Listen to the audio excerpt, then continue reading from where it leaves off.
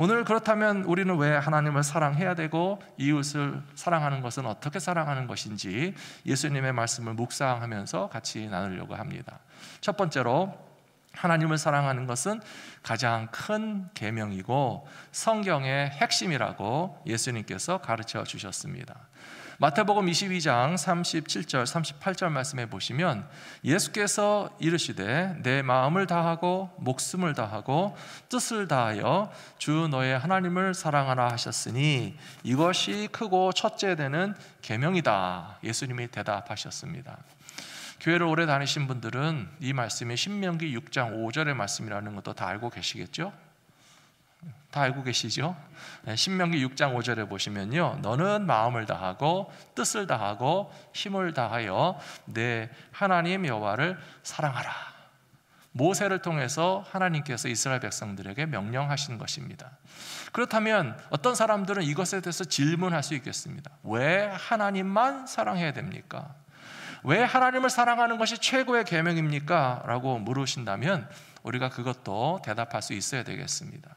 이스라엘 백성들이 애굽 땅에 있을 때는요, 하나님도 사랑하기를 원했지만 그러나 바로 왕의 압제하에 살고 있었습니다. 애굽이라고 하는 땅에 더 이상 살지 못하고 하나님께서 이스라엘 백성들을 애굽에서 끌어내셔서 광야를 통과하고 가나안 땅에 가게 하시는 아주 중요한 목적이 있으니 애굽 땅에 살아가지고는 바로 왕의 통치에서 벗어나지 못하는 것이고요, 바로 왕뿐만 아니라 애굽에는 무수한 우상들이 있었습니다. 여러 가지 다른 종교가 있었습니다. 바로 왕은 태양신의 아들이라고 자부하면서 나를 신처럼 숭배하라라고 강요하는데 애굽 땅에 있어서는 도무지 하나님만 섬기는 그런 자유와 해방을 맛볼 수가 없고, 우상 숭배에도 애굽의 종교에도 뭐 개구리도 섬기고 뭐 송아지도 섬기고 태양신도 섬기는 그런 속박된 삶에서 벗어나게 하신 분이 하나님이시기 때문에 우리는 얼마든지 하나님만 사랑하는 그런 거룩한 백성들의 삶을 살아가는 신앙생활을 할 수 있다고 저는 믿습니다. 그래서 하나님께서 모세를 통해서 주신 10계명도 잘 알고 계시죠? 10계명 중에 첫 번째 계명이 무엇입니까? 나 외에 다른 신이 내게 있게 말지니라 라고 말씀하셨어요. 유일신, 오직 하나님만이 하나님이시고 애굽에서 섬겨야만 했던 모든 우상과 종교들은 다 헛것이기 때문에 10계명에서도 첫 번째 계명은 하나님이 유일하신 하나님이라는 말씀이고요, 두 번째는 우상을 섬기지 말아라라고 말씀하셨어요. 그리고 세 번째 계명은 잘 아시는 것처럼 여호와의 이름을 망령되이 일컫지 말아라 라고 그렇게 명령하셨고요, 그 첫 번째, 두 번째, 세 번째 계명은 네 번째 계명에서 다 요약되고 함축될 수 있다고 저는 생각합니다. 네 번째 계명이 뭐죠? 안식일을 지켜 거룩하게 하라라고 그렇게 말씀하신 거예요. 사랑하는 성도 여러분, 오늘도 교회 오셔서 예배하시든지 가정에서 예배 드리시는 분들의 마음 가운데는 나는 하나님의 백성으로서 이 예배와 안식일을 꼭 지켜야 되겠다라고 하는 마음으로 예배 드리고 계신다라고 저는 믿습니다. 말씀해 보시면 뭐라고 되어 있는가 하면요, 24절 말씀을 한번 같이 읽겠습니다. 여호와께서 우리에게 이 모든 규례를 지키라 명령하셨으니 이는 우리가 우리 하나님 여호와를 경외하여 항상 복을 누리게 하기 위하심이며 또 여호와께서 우리를 오늘과 같이 살게 하려 하심이라. 아멘. 조상 숭배를 해서 복 받는 거 아닙니다. 차례상과 제사상을 꼬박꼬박 차례하면 복 받는 것이 아닙니다. 방금 같이 읽으신 하나님의 말씀과 같이 우리가 여호와를 경외하여 항상 복을 누리게 하시려는 하나님의 뜻 안에서 살아간다면 어떤 세상의 권세, 어떤 이 세상의 종교, 어떤 이 세상의 우상을 두려워하면서 사는 것이 아니라 하나님께서 항상 끊임없이 부어주시는 축복을 누리며 살아가실 수 있는 믿음의 백성들이 되실 줄로 믿습니다. 아버지 집에 거하는 것이 얼마나 행복한지 모릅니다. 아담과 하와가 에덴 동산에서 쫓겨나고 난 다음에야 알았을 거예요. 거기가 얼마나 좋았었는지. 노동할 필요도 없었죠. 해산의 고통도 없었죠. 사시사철 열매 맺는 그 모든 과실 열매를 수고하지 않고 따서 먹을 수 있었고요, 심지어 옷도 안 입고 살아가지고요, 새 옷을 살 일도 없고 빨래 하실 일도 없었어요. 그런데 에덴 동산에서 쫓겨나서 보니 아버지 하나님의 사랑 안에서 거하던 것이 얼마나 복된 일이었는 줄 나중에야 깨달게 되었다는 것입니다. 탕자의 이야기를 기억하십니까? 탕자의 인생에 가장 행복했던 때는 아버지 집에서 아버지와 함께 살 때였어요.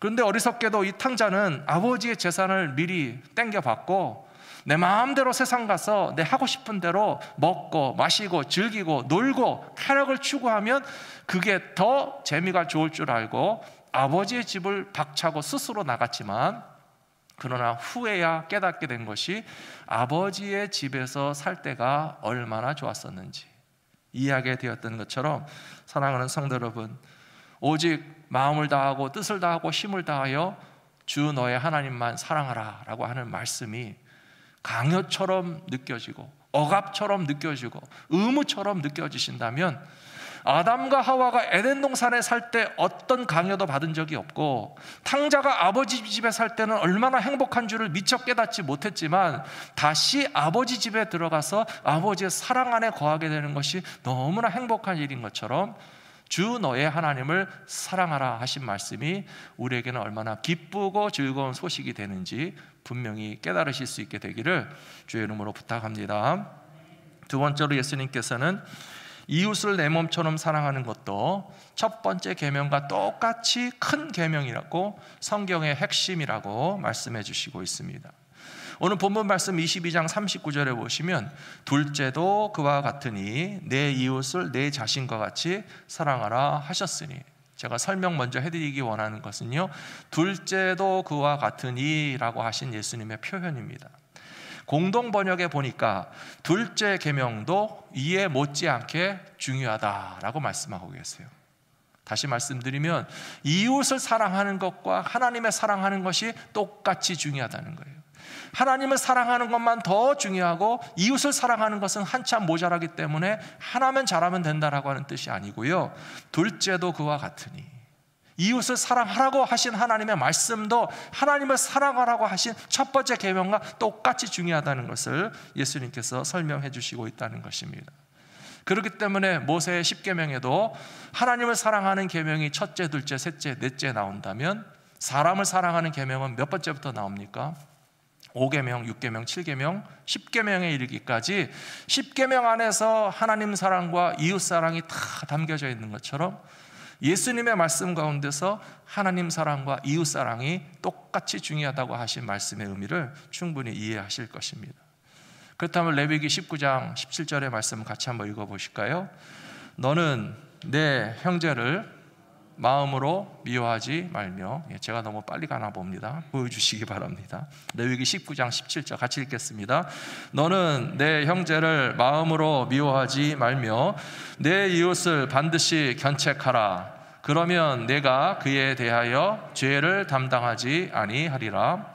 원수를 갚지 말며 동포를 원망하지 말며 내 이웃 사랑하기를 내 자신과 같이 사랑하라. 나는 여호와이니라. 아멘. 이웃을 사랑하기를 내 몸과 같이 사랑하라 하신 계명은 바로 여기 레위기 19장에 나오는 말씀입니다. 근데 먼저 17절 말씀에 보시면 이웃을 사랑하는 것에 있어서 아주 중요한 부분을 하나님께서 명시하고 계시는데요, 너의 이웃을 견책하라라고 말하고 있습니다. 잘못된 것을 바로잡아 주는 것도 사랑입니다. 하나님의 명령입니다. 신앙인들의 의무입니다. 자녀를 키우시는 부모님들께서는요, 언젠가 깜짝 놀라게 될 때가 있을 거예요. 우리 아이가 거짓말을 하는구나. 처음으로 느끼셨을 때 놀라셨을 거예요. 더 놀라신 것은 아마 우리 아이가 도둑질도 하는구나 하는 것을 경험하시면 더 놀라셨을 거예요. 근데 그것을 보고 어떤 부모님이라도 거짓말해도 내버려두고 도둑질해도 내버려두는 부모님이 어디 있습니까? 17절 말씀 다시 보시겠습니까? 이웃을 사랑해야 되는데 이웃을 견책하는 일을 하지 않는다면 그것이 뭐라고요? 17절 말씀 좀 보여주십시오. 내가 그에 대하여 죄를 담당하지 아니하리라. 자녀가 거짓말하도록 내버려두면 부모님의 죄가 담당되는 것이고요, 자녀들이 도둑질하면서 사는데 아무 말도 하지 않고 그것을 방치하는 부모는 그 죄에 대한 책임이 부모님에게 있게 되겠지만, 사랑하는 아들아, 사랑하는 내 딸아, 거짓말하지 말고 도적질하지 말고 하나님 보시기에 옳게 살아라고 견책하셨다면 그것이 자녀에 대한 진정한 사랑인 것처럼 우리 크리스찬들도 세상을 살아가면서 어떻게 하는 것이 이웃을 사랑하는 모습의 하나인지를 또 한 가지 오늘 우리가 배워야 할 것이라고 저는 생각합니다. 최근에 LA 지역에서는 기차 화물 도난 사건이 폭증하고 있다고 합니다. 뉴스 화면을 보면서 어디서 많이 본 장면이라고 생각해서 보니까 바로 저희 동네 앞에서 벌어지는 일이더라고요. LA 한복판에 제일 큰 유니언역이 있는데요, 그 유니언역에 화물 열차들이 들어나가기 위해서 많은 열차들이 대기하고 있고 신호대기도 하고 슬로우다운도 합니다. 근데 바로 그때에 도둑들이 그 컨테이너에 매달려서 자물쇠를 끊고 그 화물칸을 열고서 다 그 안에 있는 화물들을 끄집어내서 쓸모있는 것은 주워가고 자기네 필요 없는 것은 다 박스를 뜯어가지고 기찻길에 쏟아놔가지고요, 기찻길 주변에 박스가 얼마나 가득히 쌓여져 있는지 그 장면을 보면서 저도 참 기가 막힌다는 생각을 했었거든요. 이 도시의 정치인들과 지도자들이 그 모습을 보고 참으로 탄식을 하고 있습니다. 우리가 무슨 과거에 열차 강도가 나타나던 서부 활극 시대도 아니고 세계의 가난한 나라 사람들이 먹고 살기가 힘들어서 생존을 위해서 정말 기차의 화물칸을 털어야 되는 그런 비참한 나라에 사는 것도 아닌데 미국 최고의 도시의 LA에서 화물차들이 오고 가는데 버젓이 그것을 다 뜯고 박스를 쏟아내고 남의 물건을 훔쳐가는 일들을 제대로 처리하지 못하는 이 시대의 지도자들과 정치인들은 오늘 말씀에 있는 것처럼 너의 이웃을 견책하지 않으므로 그것이 너희에게도 죄가 될 것이다 라고 하는 하나님의 말씀을 기억하면서 우리가 살고 있는 이 시대의 부패와 악함에 대해서 우리는 눈 감고 모르는 척 할 것이 아니라 하나님의 말씀을 가지고 그것이 바로 잡아지게 되기를 애쓸 때에 그것도 이웃 사랑에 포함될 수 있다는 사실을 기억하시는 저와 여러분 되시기를 부탁합니다. 그 다음에 18절 말씀해 보시면요, 이웃 사랑은 어떻게 하는 것인가? 원수를 갚지 말고 동포를 원망하지 말고 너의 이웃을 사랑하기를 내 자신과 같이 하라 라고 하나님께서 명령하셨습니다. 우리 크리스찬들이 이웃을 사랑하기 위해서 기억하셔야 될 아주 중요한 원리가 있습니다. 하나의 공식이고 포뮬라라고 말할 수 있는데요, 이웃 사랑의 방식은 성경에서 다 열거하지 않았지만 아주 중요한 공식을 여기에 말씀하고 있습니다. 무엇이죠? 너 자신을 사랑하는 것 같이 다른 사람을 사랑하는 것이 이웃 사랑의 방법이라고 말하고 있습니다.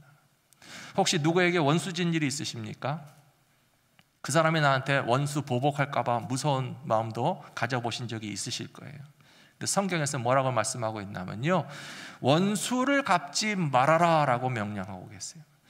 그것이 공식에 대입을 하면 정답이 나옵니다. 우리가 다른 사람을 원수 갚지 말아야 될 일은 우리도 알거나 모르거나 원수 지는 일이 있을 때 보복당하기를 원치 않기 때문에 그래요. 우리가 실수로 교통사고를 해서 다른 사람의 차를 받거나 몸을 다치게 했다고 생각해 보세요. 만일에 그 사람이 우리를 원수로 여겨서 당신이 당신 차로 나를 박았으니 나도 당신 차를 박아야 되겠고 나도 당신의 몸을 차로 좀 쳐야 되겠다 그러면 그것을 누가 받아들일 수 있겠습니까? 나 자신을 사랑하는 것과 같이 다른 사람들에게 베풀어주는 모든 것이 이웃 사랑의 방법이 될 것이라고 저는 믿습니다. 모세의 5계명에 보시면요, 너의 부모를 공경하라 라고 말씀하고 계세요. 아마 부모님들이 되신 분들은 어느 날인가 그런 생각이 드실 거예요. 자식이 너무 예쁘고 자식이 너무 사랑스럽고 자녀에게 모든 것을 다 주어도 좋다라고만 생각하다가 언제쯤 되면요, 이걸 언제 돌려받지 하는 생각도 드실지 모르겠어요. 자녀에게 공경도 받고 싶고 자녀에게 사랑도 받고 싶으신 때가 되시죠? 그때서야 우리가 철이 드는 게 있어요. 나는 내 부모님에게 그렇게 해드리지 못했구나. 나도 내 부모님에게 받은 사랑 다 갚아드리지 못하고 나도 내 부모님을 제대로 공경하지 못해놓고 나는 내 자식에게 베푼 사랑이 돌아오지 못한다고 해서 섭섭해하거나 아쉬워한다는 것은 참 내 자신이 부끄러운 일이라고 하는 생각을 하시면서 이웃 사랑의 방법이란 너가 받고자 하는 그대로 그 사랑을 먼저 베푸는 것이라고 가르쳐 주신 예수님의 원리와 이 공식은 정확하게 작동하는 것이라고 저는 믿습니다. 한국의 어떤 부부가요, 투자 사기로 큰 돈을 잃었다고 그래요. 당신이 목돈을 가지고 있으니 우리에게 투자하면 그것을 통해서 많은 또 이자를 줄 수 있겠다라고 해서 맡겼더니 그 돈을 받아가지고 도망갔다는 거예요. 그래서 신문 기사에 보니까요, 이 두 부부는 우리라고 못할 것이 무엇이냐, 당한 그대로 투자 사기를 치기로 작정을 하고 많은 사람들에게 우리에게 돈을 맡기면 투자를 해서 많은 이자를 불려줄 테니 맡기시오라고 해서요, 거의 60억의 돈을 받아서 삼키고 16년 동안 도망을 다니다가 부부가 다 체포됐다고 합니다. 체포된 다음에 하는 변명은 남편은 아내가 시켜서 했다 그러고 아내는 남편의 명의로 했으니까 남편 책임이라고 하고 서로 핑계하는 것을 보니까 창세기에서 에덴 동산에서 쫓겨났던 아담과 하와가 똑같구나 하는 생각이 들었어요. 아담은 하와가 갖다 줬으니 먹었다 그러고 하와는 뱀이 꼬셔서 먹었다라고 하는 것처럼 핑계할 수 없는 것은 우리의 욕심과 우리의 죄악이 내 스스로 지은 죄를 무엇이라고 변명하고 핑계할 수 있겠습니까? 골로새서 3장 5절 말씀에서 땅에 있는 지체를 죽이라. 음란과 부정과 사욕과 악한 정욕과 탐심이니 탐심은 우상 숭배니라 라고 되어 있습니다. 모세의 10계명 가운데 제일 엿벌째 계명이 무엇인지 아십니까? 내 이웃의 것을 탐내지 말라라고 되어 있습니다. 제가 탐낸다라고 하는 단어의 의미를 오늘 다시 찾아봤는데요, 탐낸다라고 하는 것은 합당치 않은 것을 턱없이 바라는 그런 욕심이다라고 표현하고 있습니다. 우리가 마땅히 받을 수 있는 것을 정당하게 받는 것은 탐심이라고 말하지 않습니다. 일한 것에 합당한 대가를 받는 것을 욕심이 많다라고 말하지 않습니다. 그런데 자격이 없는 사람이 자기의 어떤 특권과 상관없이 턱없이 바라지 못할 것을 바라는 것에 대해서 골로새서에서는 탐심이 우상숭배라고 말씀하였고요, 갈라디아서 5장 24절에서 사도 바울은 그리스도 예수의 사람들은 육체와 함께 그 정욕과 탐심을 십자가에 못 박아야 된다라고 분명히 말하고 있습니다. 어떤 사람이 욕심을 버려야 된다라고 하는 그런 생각을 가지고 도저히 사람들이 사는 이 세상에서는 내가 이 욕심을 버릴 수 없을 것 같아 보여서 산속에 들어가서 수행을 하기로 작정했다고 합니다. 욕심을 버려야지, 탐심을 버려야지, 욕망을 버려야지라고 돌을 닦고 기도를 하고 있는데 어느 날 깨닫게 된 것이 산속에 들어가서 혼자 있어도 자기 마음속에 탐욕이 사라지지 않더라는 거예요. 무슨 욕심이 들었는지 아십니까? 내가 더 기도를 많이 하고 내가 더 돌을 많이 닦고 내가 다른 수도자들보다 더 깊은 영성을 통해서 나의 뭔가 뛰어남을 좀 과시하고 싶은 욕망이 산속에서 혼자 기도하고 있는데도 자기 속에서 사라지지 않는 것을 깨닫고서 욕심을 버리고 싶다고 해서 버려지는 것이 아니구나. 세상 사람이 많이 사는 곳에 살아도 나의 욕망은 똑같이 꿈틀거리고 있었고 아무리 광야에서 혼자 골방을 파고 기도하고 있어도 내 마음에 이 탐심과 욕망과 내 자신을 자랑하고자 하는 마음이 도무지 사라지지 않는 것을 깨닫고서 기도하게 된 것이 비울 뿐만 아니라 채워야 될 것은 무엇인가? 그것이 바로 기독교의 진리라고 하는 것입니다. 세 번째로 하나님을 향한 진실한 사랑은 진실한 이웃사랑과 헛된 욕망의 포기를 통해서 완성될 수 있다라고 하는 것입니다. 요한일서 4장 7절과 8절 말씀을 같이 읽었으면 좋겠습니다. 사랑하는 자들아, 우리가 서로 사랑하자. 사랑은 하나님께 속한 것이니 사랑하는 자마다 하나님께로부터 나서 하나님을 알고 사랑하지 아니하는 자는 하나님을 알지 못하나니 이는 하나님은 사랑이심이라. 아멘. 정말 아멘이십니까? 요한일서 4장 7절과 8절 말씀 보시면요, 하나님이 사랑이시다. God is love라고 말하고 있어요. 하나님께서 그 사랑 자체가 되시기 때문에 서로 사랑하는 사람들은 하나님께 속한 사람들이고 하나님께로부터 나오는 사람들이고 하나님을 아는 사람들이다라고 말하고 있습니다. 4장 7절 말씀 보시면요, 우리가 서로 사랑해야 되는데요, 사랑은 하나님께 속해 있고요, 사랑하는 자들은 하나님께로부터 나왔다라고 말하고 있고요, 사랑하는 사람들은 하나님을 제대로 아는 것이다 라고 말하고 있습니다. 무슨 의미인지 이해가 되시겠습니까? 진품과 가품, 명품과 짝퉁의 이야기는 우리가 들어본 지가 벌써 오래되었습니다. 이 세상에는요, 아주 비싼 브랜드의 고급 명품을 만드는 제품도 있고요, 어떤 사람들은 그것을 흉내내서 모조품과 짝퉁과 가품을 만들어서 판매하는 사람들도 있습니다. 제대로 된 좋은 물건을 제값을 주고 사는 것은 하나도 잘못된 것이 아닙니다. 어떤 경우에는 좋은 물건을 쓰고 싶지만 명품을 살 능력은 안 되니까 좀 비슷한 물건이라도 제값을 주고 사는 것은 신앙적으로도 아무 잘못된 것이 아닙니다. 문제가 있다면 명품과 가품을 서로 속이는 것이 되겠죠. 저는 이것을 기독교인의 신앙생활에 적용해 봐야 된다고 생각합니다. 하나님으로부터 사랑이 나오고요, 하나님의 사랑을 우리 마음에 품고 실천하는 사람은 하나님께 속한 사람이라고 말할 수 있는데, 그것은 바로 진품 크리스찬을 의미하는 것입니다. 겉으로는 예수를 믿는 사람이라고 교회를 다니면서 껍데기를 가지고 있는데 알고 봤더니 그 안에 하나님의 사랑이 없고 이웃을 진실하게 사랑하는 실천이 전혀 없다면 우리는 솔직하게 말할 수밖에 없습니다.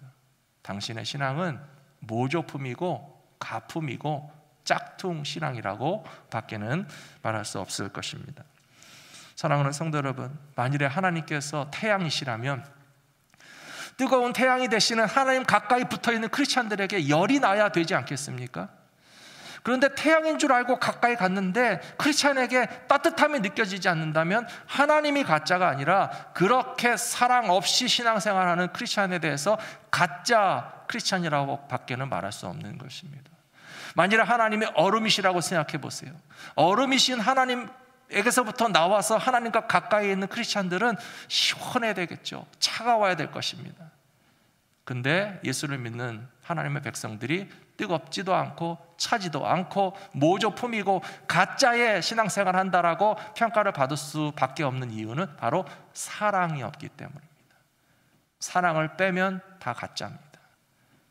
오늘 요한 1서 4장의 말씀을 보시면서 하나님을 사랑하노라 하면서 20절 말씀도 한번 보여주시겠습니까?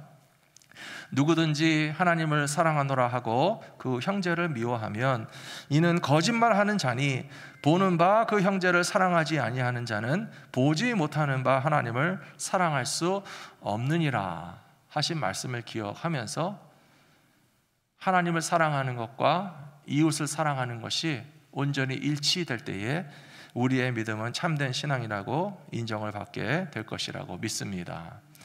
지금 이 대화를 예수님과 나누고 있는 사람들이요, 바리새인들이라고 되어 있어요. 바리새인들은 자기 자신들은 종교적으로 경건하다라고 하는 자랑을 삼는 사람들이었고 율법적으로 완전하다라고 하는 자부심을 가진 사람들이었지만, 그러나 결정적으로 바리새인들은 이웃 사랑에 대해서는 실패한 사람들이었어요. 바리새인들은 자신들의 종교적인 의의를 과시하면서 세리를 멸시하고 창녀를 차별하면서 다른 죄인들에 대해서는 정죄하고 상처를 주고 멸시하면서 업신여기는 일들을 너무나 많이 하면서 한편으로는 자신들은 되게 하나님을 사랑한다라고 하는 착각 속에 빠져 있었거든요.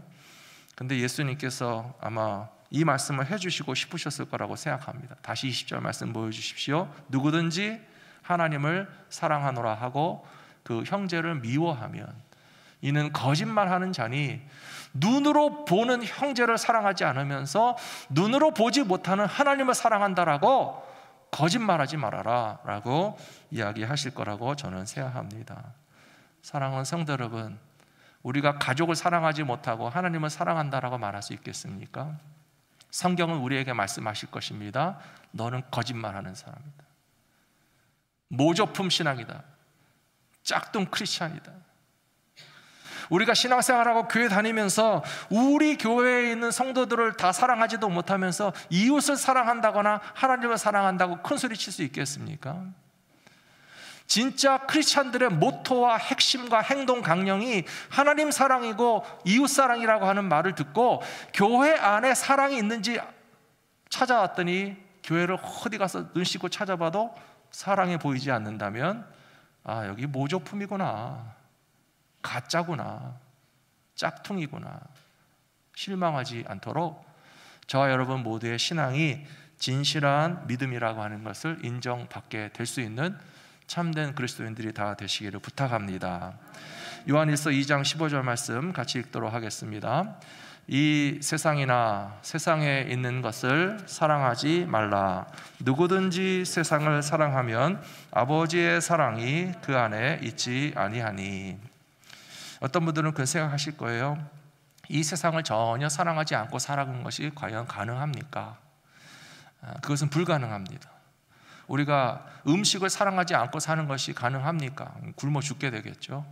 세상에서 경제활동도 하고 비즈니스도 하셔야 되는데 이 세상에 있는 좋은 것들을 하나도 누릴 수 없고 사랑할 수 없고 다 버리고 정말 광야에서 살아가야 됩니까? 주님의 뜻은 그게 아닙니다. 무엇을 더 사랑하는지를 우리는 분명히 나타낼 수 있어야 됩니다.